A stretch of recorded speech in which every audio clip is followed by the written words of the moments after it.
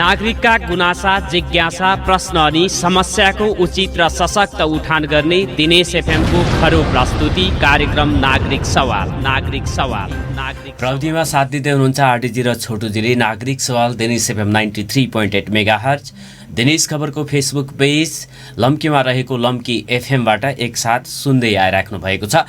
आज मैले नागरिक सवालमा राष्ट्रिय सभा सदस्यका उम्मेदवार खुलातर्फका दुईजना हुनुहुन्छ। नेपाली काङ्ग्रेसबाट नारायण दत्त मिश्र र नेकपा एमालेको तर्फबाट डिल्लीराज भट्ट राष्ट्रिय सभा सदस्य पदका लागि चुनावी प्रतिस्पर्धामा रहेका छन्।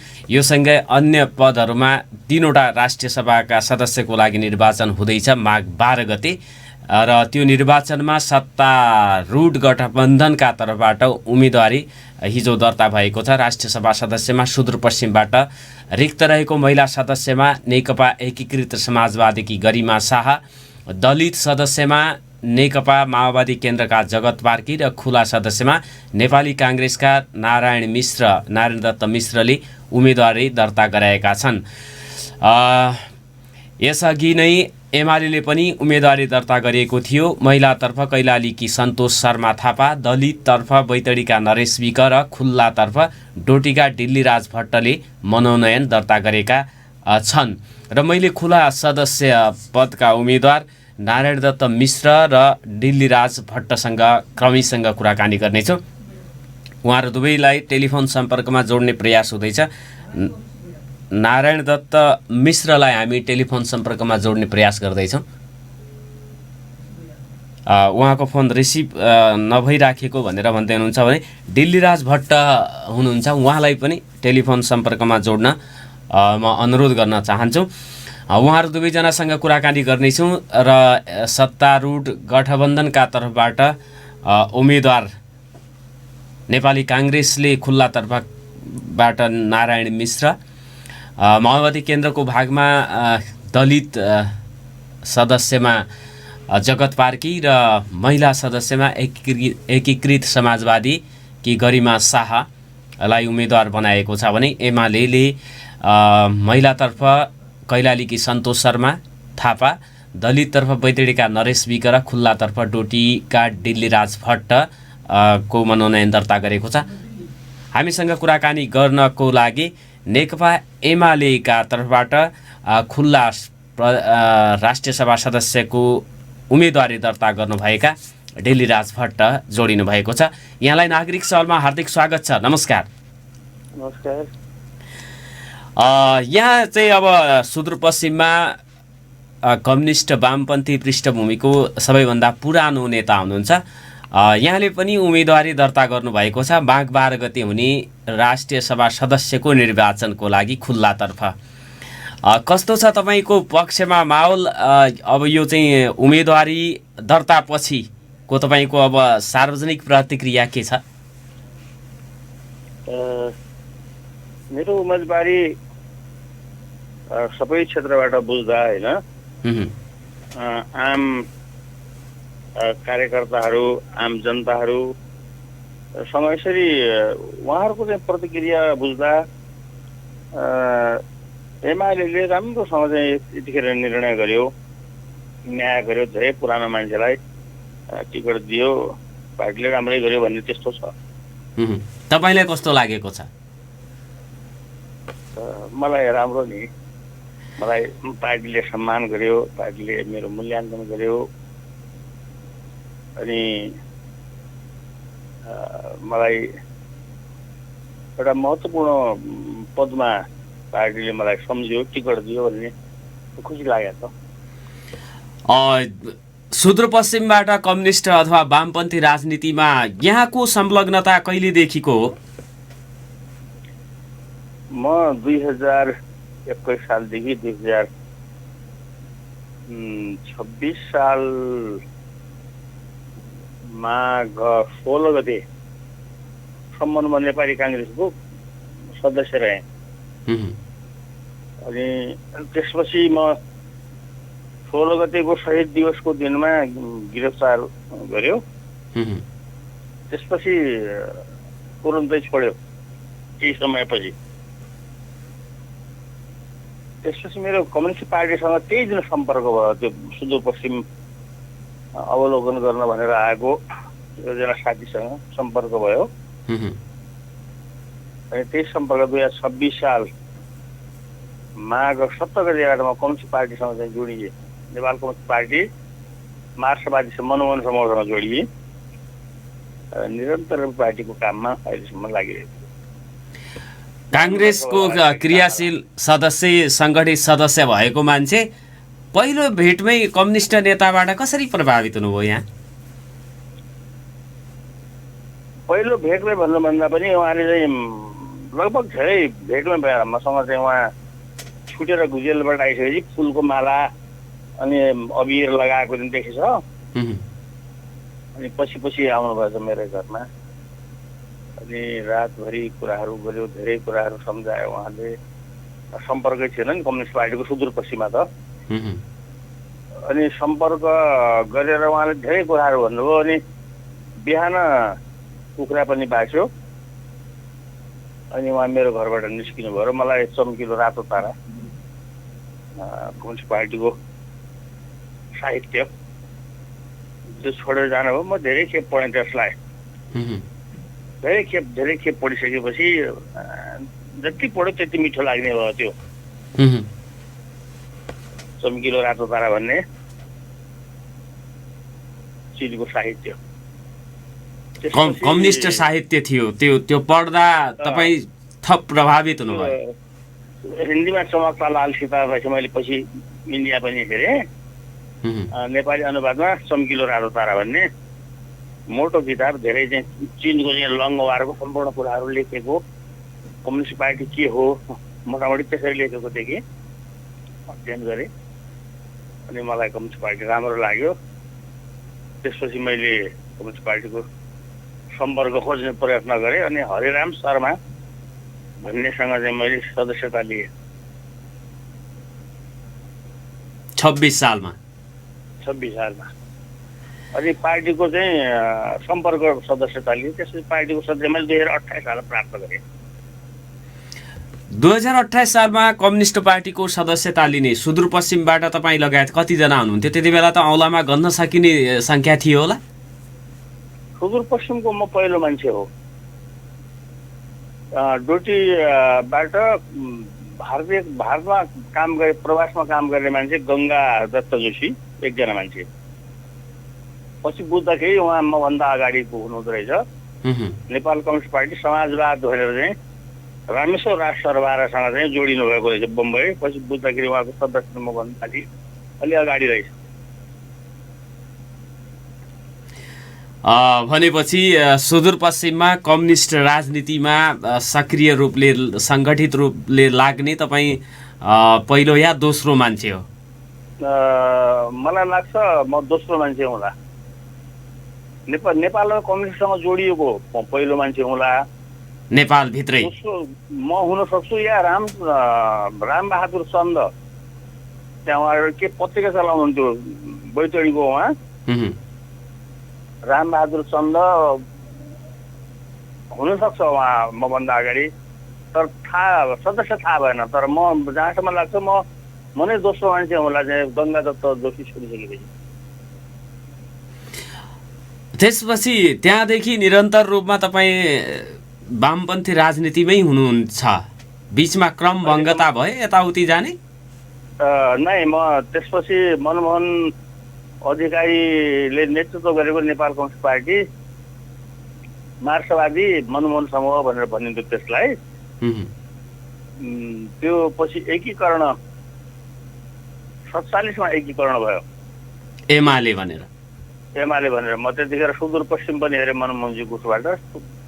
अनि एकीकरण भइसकेपछि म नेकपा एमालेमै फेरि चाहिँ जोडिएँ, पार्टीमै जोडियो। त्यसपछि म निरन्तर कहिले पनि क्रमभङ्ग भएन, म निरन्तर कम्युनिस्ट पार्टीमा लागिरहेँ। मार्क्सवादीमा मनमोहन अधिकारीले नेतृत्व गरेको पार्टीमा तपाईँ हुनुहुन्थ्यो। एमाले भइसकेपछि तपाईँलाई जिम्मेवारी चाहिँ के दियो पार्टीले सुदूरपश्चिममा? सुदूरपश्चिममा पार्टी एकीकरण भइसकेपछि म डोटीको मलाई संयोजक, एकीकरणको संयोजक बनायो। त्यसपछि अधिवेशनमा फेरि म उपसचिव भएँ, फेरि अर्को चाहिँ कार्यकालमा सचिव भएँ, अनि सेती अञ्चल समन्वय कमिटीको स्कुल विभाग प्रमुख भएँ। त्यसपछि सुदूरपश्चिम अनुशासन आयोगको अध्यक्ष रहेर म अहिले केन्द्रीय सल्लाहकार परिषद सदस्य छु। यो बीचमा प्रत्यक्ष रूपमा पनि तपाईँ चुनाव लड्नु भएको छ, आम निर्वाचनमा भाग लिनु भएको छ नेकपा एमालेको तर्फबाट। 48 सालमा हो? होइन सर, म 2056 सालमा। 56 सालमा? हजुर। एक पटक मात्रै चुनाव लड्नु भएको? म 2056 सालमा प्रत्यक्ष निर्वाचित प्रणालीमा 56 सालको उम्मेदवार हो नेकपा एमालेको तर्फबाट। डोटीमा त्यति बेला 2टा निर्वाचन क्षेत्र थियो कि एउटै थियो? डोटी 2टा, क्षेत्र नम्बर 2बाट उम्मेदवार हो 56 मा। त्यति बेला यहाँको चाहिँ निकटतम प्रतिद्वन्दी भएर पराजय भयो या के भयो, स्थिति के थियो? सिद्धराजीसँग पराजित भए नेपाली काङ्ग्रेसको। त्यसपछि यहाँले चुनावमा भाग लिनु भएन, टिकट पाउनु भएन? त्यसपछि मैले चुनावमा सहभागी हुने अवसर पाएन। र बीचमा अब यो 62-63 को जनआन्दोलनपछि समानुपातिक प्रणाली पनि आयो, त्यो अन्तर्गत पनि पार्टीले तपाईँको नामहरू त्यसरी चाहिँ समानुपातिक सूचीमा चाहिँ राख्यो कि राखेन? चर्चामा आए, चर्चामा प्रदेश जिल्लाले प्रदेशसम्म मेरो नाम सिफारिस गर्यो। प्रदेशबाट राष्ट्रिय सभामा समानुपातिकमा होइन, राष्ट्रिय सभामा मेरो 2 खेप नाम आयो। यहाँबाट साथीको अवसर आयो। अघिल्लो 2 वर्ष अगाडि माओवादी एमालेलाई महिला, माओवादीलाई पुरुष भयो। त्यस्तो दिन त्यो बेला छुटियो। अघिल्लो खेपमा अहिलेको पदावधि समापन भएको माथि शेरबहादुरजीलाई टिकट भयो। त्यति बेला शेरबहादुर कौर र तपाईँको 2 जनाको नाम गएको थियो? नै, यहाँबाट प्रदेशबाट गएर, प्रदेशबाट महेश्वर पाठकको गयो कैलालीबाट, अनि असमबाट शेरबहादुर कुँवरको, अर्को कसको एकजनाको अर्को गएको छ। अब अहिलेको यो गठबन्धन, सत्तारूढ गठबन्धनका तर्फबाट 3 जना उम्मेदवार छन्। 3 दलले, महिलामा एकीकृत समाजवादी, दलिततर्फ माओवादी र खुल्ला सदस्यमा नेपाली काङ्ग्रेसका तर्फबाट नारायण दत्त मिश्र हुनुहुन्छ। यो 3टा दलको गठबन्धनसँग एमालेको तपाईँहरूको अब प्रदेशसभा सदस्य र स्थानीय तहका प्रमुख, उपप्रमुख, अध्यक्ष, उपाध्यक्षको मत बराबरी अथवा त्योभन्दा बढी पुग्छ जस्तो लाग्छ? यो समीकरणका कारणले गर्दा उहाँहरूसँग बढी छ। अनि हिजो उम्मेदवारी दर्ता गर्न गयौँ, हाम्रो टिमबाट कमरेड दामोदर भण्डारीले नेतृत्व गर्नुभएको प्रदेश कमिटी अध्यक्ष, त्यो एउटा अर्कै मेलको उल्लास, सम्पूर्ण साथीहरू एकमुष्ट भएर उल्लासका साथ रहेको त्यसपछि हामी नोमिनेसन गरेर बाहिर आइसकेपछि अनि नेपाली काङ्ग्रेसको 4 झन्डा, त्यसपछि 7 झन्डा सानो आकारमा, अनि त्यसपछि भेट भयो। सबै नेताहरू मसँग भेट गर्ने बेलामा बाहिर आएर उर्वादत्त पन्त, हर्कबहादुर सिंह, रामकुमार गेवाली लगायतको टिम भेट्न आउनुभयो मसँग, उतातिर समाजवादीको नेताहरू। अनि उहाँमा कता चाहिँ एउटा आत्मग्लानी त्यस्तो भएको मैले महसुस गरेँ। जब उहाँले त्यसरी गर्नुभएको छ भने मतदान गर्ने बेला फरक पर्छ कि भन्ने कुराहरूमा त्यसैको वातावरणले पनि बुझिन्थ्यो। अब जहाँसम्म मेरो उम्मेदवार छ, हेलो हजुर हजुर, जहाँसम्म मेरो उम्मेदवारीको कुरा छ, म अहिलेसम्म म के भन्ने सिद्धान्तमा अटल, व्यवहारिक पक्षमा मेरो तपाईँ कसैसँग पनि त्यस्तो रुखको वचन अनि अलग्गै मेरो अनावश्यक कुराहरू बोल्ने तपाईँले मेरो मिडिया पनि हेर्नुभयो होला होइन। म सामाजिक सञ्जालमा लेख्दाखेरि पनि अलिकति सैद्धान्तिक पक्षलाई बढ्ता उठान गर्ने त्यस्तो त्यस्तो भयो भने म अझै मेरो उम्मेदवारीसँग मान्छेहरू सन्तुष्ट भएको, मेरो उम्मेदवारीलाई यो उम्मेदवारी ठिक हो भन्ने म प्रति सहानुभूति भएको सङ्ख्या ठुलो सङ्ख्या छ। यो तपाईँले हिजै पनि हेर्नुभएको होला सबै उम्मेदवार मध्ये विभिन्न मिडियामा तपाईँसँग मेरो धेरै सम्पर्क हुँदैन भएको पत्रकारसँग होइन। किन हो चाहिँ मैले तपाईँहरूसँग सम्पर्क गर्नु पर्थ्यो, सबैले गर्छन् नेता कार्यकर्ताहरू। म आफ्नै एउटा मान्छेको आफ्नो चरित्र हुँदो रहेछ। यो अहिले बाबु मसँग जोडिनु भयो, मजाले कुरा गरिरहेको होइन। त्यो अलग्गै सम्पर्क मेरो उहिलेदेखि के भयो यो मेरो आदत सम्पर्क चाहिँ गयो भने त्यो एउटा त्यो त्यस्तै मिल्यो। तर पनि तपाईँहरू मिडियाको मैले सामाजिक सञ्जालमा हेरेँ सबभन्दा बढ्ता चाहिँ अलिकति पुरानो वामपन्थी नेता एउटा सम्मानको शब्द अहिले पनि तपाईँले बोल्ने बेला पनि पुरानो भन्नुहुन्छ होइन। त यस्तो कुराहरू चाहिँ धेरै भएको म चाहिँ सबैको स्वीकार्य मान्छे उम्मेदवार होला भन्ने मलाई चाहिँ यो फिलिङ भइरहेछ। अनि अर्को कुरा मतदाताहरू जति पनि झन् पालिकाका मैले हिजो पनि भने भोलि पनि यही भन्ने छु, आज पनि बाबुसँग भन्दैछु, पालिकाका अध्यक्ष उपाध्यक्ष मेयर उपमेयर र माननीयहरू मेरो पनि माननीय हुन् होइन। हजुर म उहाँको पनि उम्मेदवार हुँ, मेरो पनि मान्ने हुन्। उहाँले पनि मलाई सम्झिने बेलामा भोट हाल्ने बेला पनि मलाई सम्झिन्छन् भन्ने अहिले चाहिँ बाहिर देखाउँदाखेरि मतदार चाहिँ देखिएको भए तापनि मलाई मतदान गर्नुहुन्छ भन्ने म विश्वास छु। अरू अब गठबन्धनमै भए पनि पहिला चाहिँ एमालेमा हुनुभएका केही सदस्यले मत दिने सक्ने सम्भावना अथवा त्यो यहाँको एउटा त्यो विश्वास छ। म पनि उम्मेदवार, त्यसपछि मिश्रजी पनि उम्मेदवार हुनुहुन्छ नि होइन। हजुर। अनि अहिलेको चाहिँ यो हामी हुन त बेला बेलाको निर्वाचनमा यसरी एक अर्का पार्टीलाई मतदान गर्दै आएका छौँ होइन। त्यो त्यतिखेरको उम्मेदवारी र यो आजको राष्ट्रिय सभाको निर्वाचनको बेलाको उम्मेदवारीमा अलिकति भिन्नता देख्छु। त उतिखेरको उम्मेदवारी एक खाले उम्मेदवारी रह्यो, कसलाई हराउनको भनेर उम्मेदवारी भयो भने नेपाली काङ्ग्रेसलाई हराउनको निमित्त राप्रपासँग पनि एकीकरण गरिएका छन् निर्वाचनको बेलामा होइन। अनि राप्रपालाई हराउनको निमित्त पनि काङ्ग्रेससँग चाहिँ त्यस्तो भएको छ, मधेसीसँग। तर एउटा कम्युनिस्ट पार्टीको मान्छेलाई कम्युनिस्ट पार्टीकै मान्छेले हराउनको निमित्त अलिकति सोच्छन् मान्छे। त्यस्तो भएको हुनाले मलाई चाहिँ लाग्दैन चाहिँ मलाई चाहिँ उहाँहरूले भोट नदिनु होला भन्ने लाग्दैन। अब यो मत माग्न चाहिँ के गर्नुपर्छ? तपाईँहरूको प्रचार प्रसार के हुन्छ? त्यो जो मतदाताहरू हुन्छ उहाँहरूलाई फोनबाट हुन्छ कि भेटेर त सम्भव नहोला, कसरी माग्नुहुन्छ यहाँहरू मत? यस्तो मत माग्ने एउटा त पहिला त के हो भने यो हाम्रो चलन सबै पार्टीको मैले टिकट पाएँ भने मलाई चाहिँ पार्टीले नै एउटा निर्देशन सबै मतदातालाई निर्देशन जारी गरेर हाम्रो पार्टीको तर्फबाट फलाना मान्छेलाई उम्मेदवार बनाइएको छ र फलानालाई निर्वाचित गर्न तपाईँ निर्वाचित तोकेको स्थानमा चाहिँ आएर मतदान गर्नु होला भनेर चाहिँ एउटा जानकारी चाहिँ गराउने चलन छ। यही गराउला भन्ने सबै पार्टीले होइन।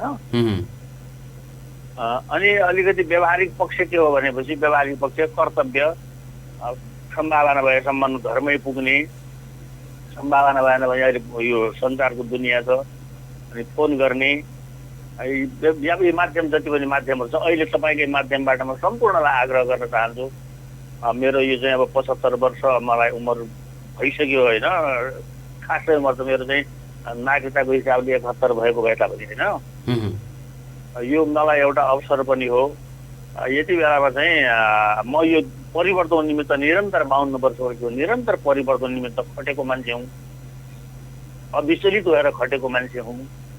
अझ लागिरहेको यस्तो बुढो अवस्थामा पनि म निरन्तर खटिरहेको छु। त यस्तो बेलामा यो अवस्था मलाई यो अवसर प्राप्त भएको छ भने म तपाईँ मार्फत पनि अहिले सम्पूर्ण मतदातालाई आफ्नो अमूल्य भोट मलाई यतिखेर प्रयोग गरिदिन र मलाई दिन विनम्र आग्रह गर्न चाहन्छु र फोन मार्फत पनि गर्नेछु, घर दैलो पनि भ्याएसम्म गर्नेछु। हाम्रो पनि यहाँलाई शुभकामना छ। कुराकानी गर्ने समय दिनुभयो, यसको लागि धन्यवाद छ। यहाँलाई पनि धेरै धेरै धन्यवाद। मलाई चाहिँ आफ्नो चाहिँ मतदानमा सबैलाई मतदान गरिदिन आग्रह गर्ने अनि आफ्ना कुराहरू राख्ने मौका दिनुभयो। तपाईँ लगायत तपाईँको सम्पूर्ण टिमलाई धेरै धेरै धन्यवाद छ। तपाईँको चाहिँ यो संसारको चाहिँ प्रगति होस्, शुभकामना पनि छ। कुराकानी गर्नको लागि हामीसँग जोडिनु भएको छ नेपाली काङ्ग्रेसका नेता, राष्ट्रिय सभा सदस्यका उम्मेदवार नारायण दत्त मिश्र। यहाँलाई नागरिक सवालमा हार्दिक स्वागत छ। नमस्कार। धन्यवाद छ। नमस्कार। जिल्ला विकास समितिको सभापति भइसक्नुभएका तपाईँ पनि नेपाली काङ्ग्रेसको पुराना नेता मध्येमा पर्नुहुन्छ। वामपन्थी पुराना नेता र नेपाली काङ्ग्रेसका पुराना नेताको बिचमा चुनावी प्रतिस्पर्धा हुँदैछ राष्ट्रिय सभाका लागि र नतिजा के हुन्छ भनेर पनि लगभग अब चाहिँ भन्न सकिने स्थिति छ। यहाँको त जित सुनिश्चित जस्तै छ नि, कस्तो महसुस गरिराख्नु भएको छ? मलाई के लागेको थियो भने एमालेका मित्रहरू मेरो पहिलादेखि नै धेरै घनिष्ठता भएका मित्रहरू, म जीविस महासङ्घको उपाध्यक्ष हुँदा पनि धेरै एमालेकै साथीहरूको, एमालेका मित्रहरूको लामो सङ्गत भएको। मलाई के विश्वास थियो भने उहाँहरूले आफ्नो मतभारलाई हेरेर उम्मेदवारी कमसेकम मेरो विरुद्धमा उम्मेदवारी दिनुहुन्न होला भन्ने लागेको हो। तैपनि उहाँहरूको आफ्नो पार्टीको नीति अनुसार देशभरिमा दिनुभएको छ के अरे। त्यसमा पनि सायद सुदूरपश्चिममा मतभारको अवस्था ज्यादै राम्रो छ। हुन त चुनाव हो, चुनाव यसै कुनै कुरामा पनि यसै भन्न सकिने कुराहरू हुँदैन। चुनावमा कुनै दिन पनि कुनै किसिमको पनि परिस्थितिमा फेरबदल, उतार चढाव इत्यादि आउने हुन्छन्। तथापि यहाँ त्यस्तो कुराहरू पनि नहोला। अब डिल्लीराजजी मेरो पनि एकदम आफ्नै घनिष्ठ मित्र हुन्। अघि उहाँले आफैले स्वनिर्णय गरेर अहिले अब यो भोलि पर्सि कहिले हो दरखास्त फिर्ता लिनुभयो भने पनि उहाँको पनि उचाइ बढ्ने, अघि हाम्रो पनि सद्भाव, पछिसम्म सद्भाव रहने कुराहरू पनि हुनसक्छ। अब अरू तैपनि एउटा पार्टीको हाम्रो पनि 5 दलको गठबन्धनको कुरा छ। अघि हामी गठबन्धनमा अहिले आबद्ध छौँ, हामी गठबन्धनप्रति इमान्दार छौँ। त्यस कारणले यो इमान्दारीलाई हामीले पालना गर्नुपर्ने हुन्छ। ठिक छ, राम्रो छ। केही थप कुराहरू छ भने भन्नुहोस्। अब चाहिँ यो गठबन्धनले त सहजै जित निकाल्छ होला नि मतभारहरू हेर्दाखेरिमा। तपाईँहरूको प्रदेशमा एकदमै राम्रो छ। त्यसपछि स्थानीय तहतिर चाहिँ के छ? त्यो सङ्ख्यात्मक हिसाबमा तपाईँहरू बराबरीमा हुनुहुन्छ एमालेसँग कि के छ? स्थानीय तहमा सोझै हेर्दाखेरि काङ्ग्रेसको मात्रै पनि 75 र एमालेको 11 हो, 71 हो एमालेको। अरू हाम्रा सहयोगी दलहरूको पनि होला। त्यस कारणले त्यो कुरा मतभारको कुराले अहिले सोझै देखिने कुरा त कहीँ पुग्दैन। त्यो कुरा उहाँहरूले महसुस गरिकन हो कि केही कुरा महसुस गरेको भए हुन्थ्यो र अब सकभर विरोधको लागि विरोध नगरिदिएको भए धेरै राम्रो हुन्थ्यो भन्ने मलाई लाग्छ। त्यसले के हुने थियो भने भोलिको बाटो, भोलि मतलब सबै पार्टीले संयुक्त रूपले यो देशलाई अगाडि बढाउने कुरामा पनि भोलिको परिस्थितिमा सजिलो परिस्थिति हुन्थ्यो जस्तो मलाई लाग्छ। यहाँ पनि चाहिँ नेपाली काङ्ग्रेसको निकै पुरानो नेता भित्र पर्नुहुन्छ।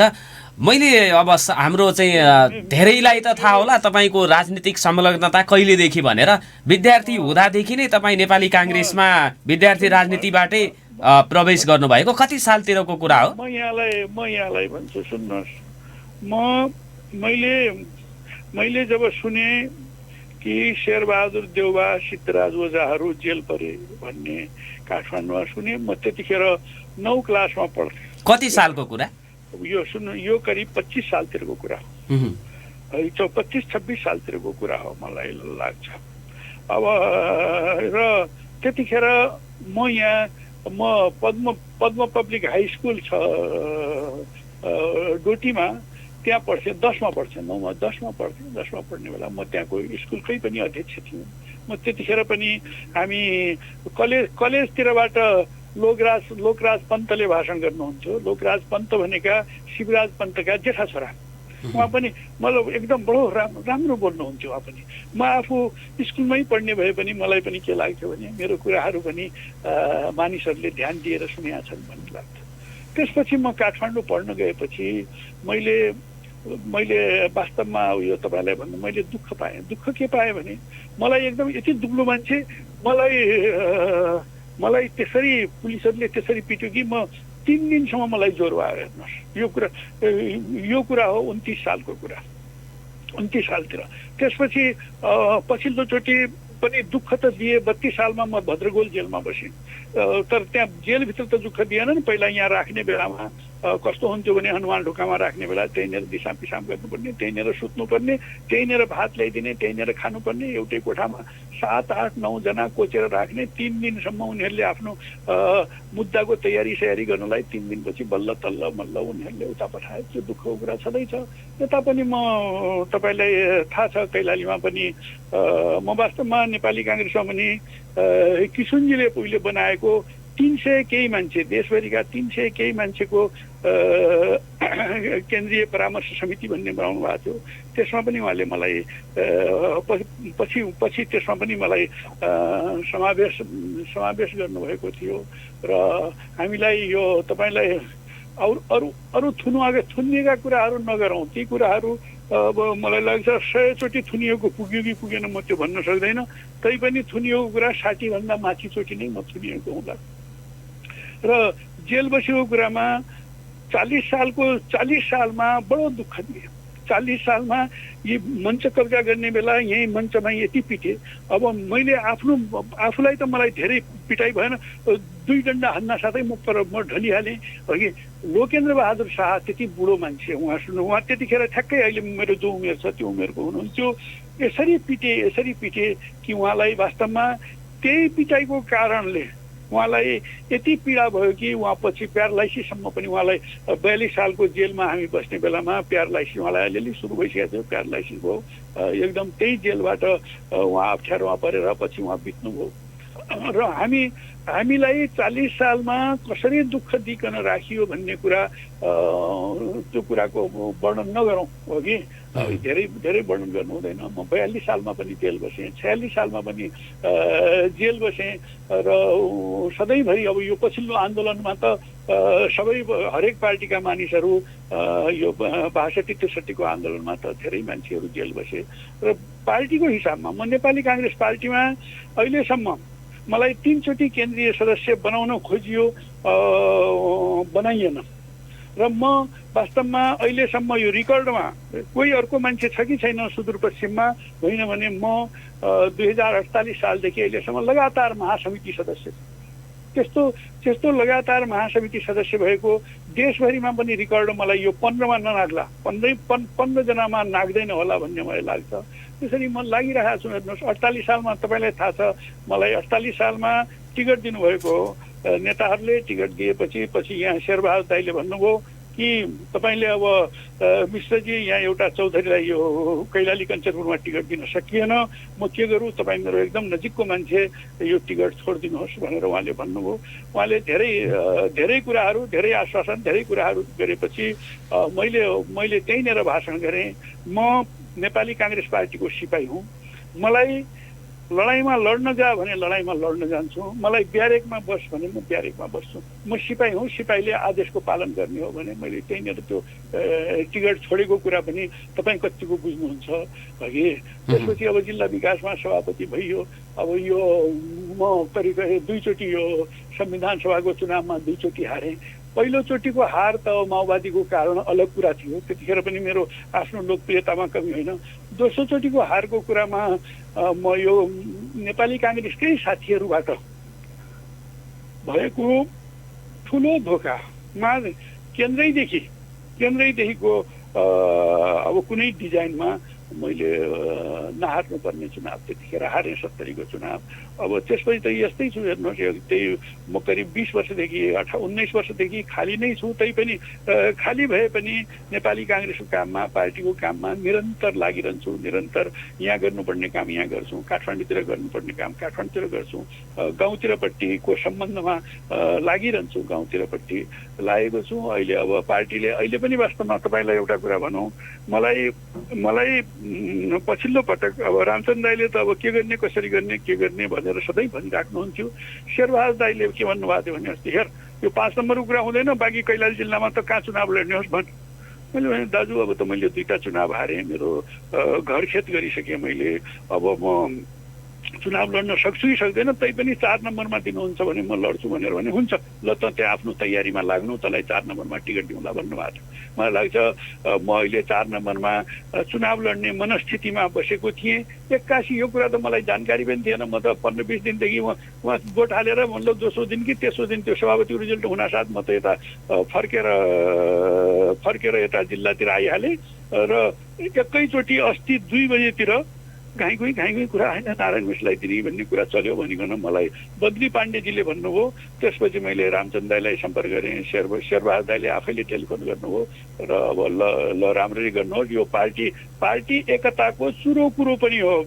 मैले सुदूरपश्चिममा पार्टी एकताको लागि अहिले तपाईँलाई यो यसको अप्पर हाउसको टिकट तपाईँलाई दिइहाल्छु भनेर भन्नुभयो। धन्यवाद छ दाजु, म पनि एकताको पक्षमा कसरी अगाडि बढ्न सकिन्छ हामी त्यसरी नै बढौँला। तपाईँ हाम्रो पार्टी सभापति हो, तपाईँले पनि सबैलाई मिलाएर लग्नुहोस्, तपाईँ राम्रो गर्नुहोस्। अब तपाईँसँग सम्पूर्ण कुराहरू पुगेको छ। एउटा लोकप्रियता, तपाईँले आफ्नो लोकप्रियतालाई एकदम बढाउनुहोस्, लोकप्रियता कहीँ घट्न नदिनुहोस् भन्ने कुरा उहाँसँग गरेँ। अब यस्तै कुरा हुन्, अरू गन्थन के गरौँ भन्नुहोस्, कति मिनट हो? अनि यो सुखद सुरुवात भन्नुभएको छ, जुन चाहिँ समूहहरू थिए पार्टीभित्र, त्यो गुट उपगुटको अन्त्य गर्नको लागि पनि यो प्रस्थान बिन्दु हुनसक्छ राष्ट्रिय सभाको निर्वाचन भनेर भन्दै हुनुहुन्छ। यस्तै अब किसिमको अन्य प्रदेशहरूमा पनि काङ्ग्रेसभित्र भएको छ जस्तो यहाँ देखियो परिदृश्य? होइन, भएको छ, मैले एकदम भएको छ। उनी के अरे यो हाम्रो कमला पन्तजीलाई हो कि उनी जबकि उनी अर्को पक्षबाट लडेकी थिइन् र सहमहामन्त्रीमै चुनाव हारेकी हुन्,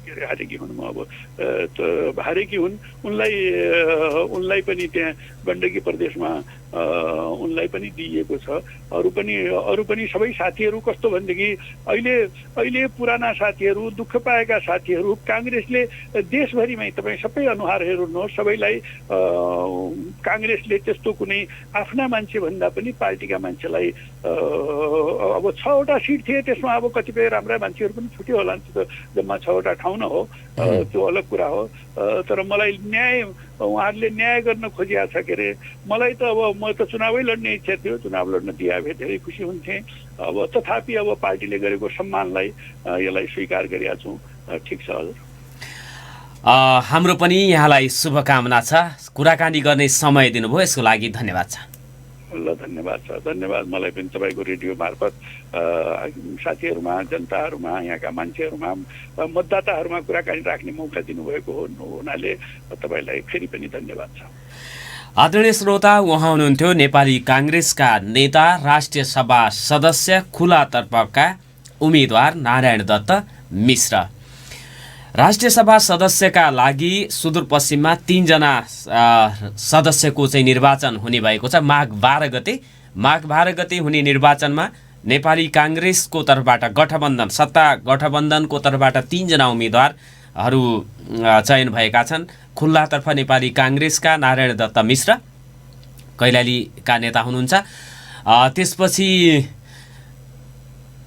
दलिततर्फ नेकपा माओवादीका जगत पार्की र महिलातर्फ नेकपा समाजवादीका गरिमा शाह, 3 जनाले सत्तारूढ गठबन्धनका तर्फबाट राष्ट्रिय सभा सदस्यको लागि उम्मेदवारी दिनुभएको छ भने नेकपा एमालेको तर्फबाट पनि 3 जना उम्मेदवार खडा भएका छन् राष्ट्रिय सभा सदस्यका लागि।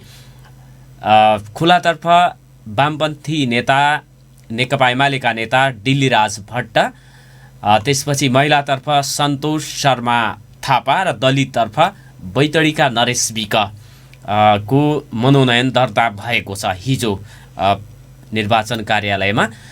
र माघ 12 गते निर्वाचन हुनेछ।